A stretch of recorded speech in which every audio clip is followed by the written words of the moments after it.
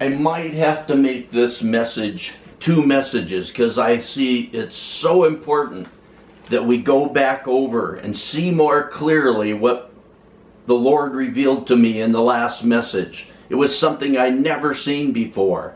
And it's so important that we see it because it ties so many things together. As we go on to the 2nd, 3rd, and 4th bowls of wrath, remember, they are a sign of the 2nd, 3rd, and 4th trumpets. Remember, the 7 trumpets and the 7 bowls of wrath are all describing the same thing. It's very important that you see this, saints. The trumpets are messages to God's people, the Christians that go into the tribulation and those that get saved during the tribulation. In the Bible, trumpets are blown for God's people. And those are messages to God's people that go into the tribulation and they get saved in the tribulation. The bowls of wrath are the outcome of those trumpets through and by the end of the tribulation. On those that reject the messages of the saints and reject Christ and return to the kingdom of the beast and turn to the kingdom of the beast and the antichrist. In my message on Revelation chapter 15, we read in Revelation 15:1 about the 7 angels who had 7 plagues. Remember, these 7 angels are a sign. It's very important that you see that, saints. And the word plagues there in the original writings means to receive a stroke or a strike, to receive a wound, or to be wounded. That's what these 7 angels, with these 7, they have 7, this fulfillment, this completion of this that's going to be wounded. It's going to cause a wound, or it's a sign of a wound. And we saw in the last message that the first bowl resulted in a sore, singular. It's so important to see. I never saw that before, saints. I knew I was missing something, and yesterday I seen it. And I want us to understand it. The first bowl resulted in a sore, not sores. And that means a festering wound. Remember, the 7 angels had 7 plagues. It means wounds.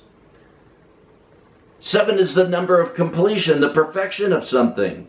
So the first bowl resulted in a sore, or this festering wound on those who had the mark of the beast and who worshipped his image. For the Christians that did not go in the first fruits pre-tribulation rapture, this asteroid falling to earth, as seen in the first 4 trumpets, will cause them, this asteroid hitting that you see in the first 4 trumpets, it will cause the Christians to repent, to cry out to God, to seek God with all their hearts. Then they will have the latter-day rain poured out upon them, and they will preach the 3 messages of the 3 angels as seen in Revelation 14:6 through 11. On the other hand, saints, the results of that asteroid, which will start hour 1, day 1 of the tribulation, the results of that asteroid for those that turn to the kingdom of the beast and the antichrist will be this sore, this wound that will fester in their minds, in their souls, in their spirits over the 7 years of the tribulation.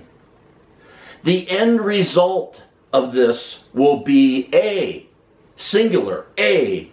loathsome and malignant condition in their spirits, their minds, their souls, that will cause them to become, and it means in the wildest sense, it will cause them that turn to the kingdom of the beast, that reject the Christians, reject their messages.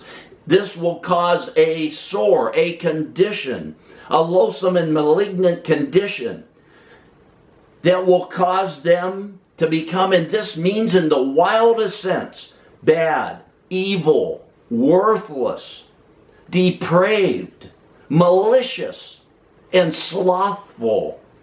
That's what those words mean. That's what's being said there. The words in the original writings do not at all signify sores, conditions, tumors, ulcers on a multitude of peoples. Everything is singular. It is a condition. It's one general effect on the people in general. It's one general condition, one general effect on the people in general that reject Christ and the message of the saints, and those that turn to the kingdom of the beast and the antichrist.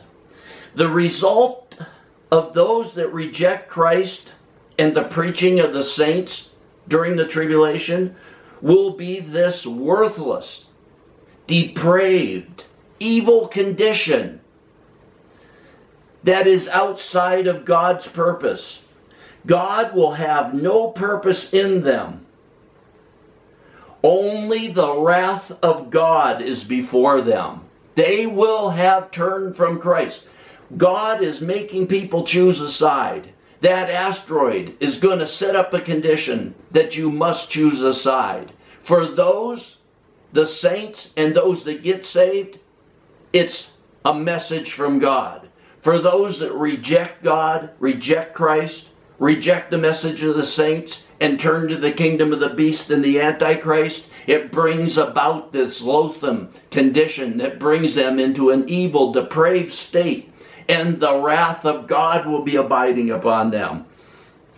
That is why in Revelation 15:5, John said, after these things, and we change subjects from the saints that go into the tribulation and get saved in the tribulation to the wrath of God on those who reject Him.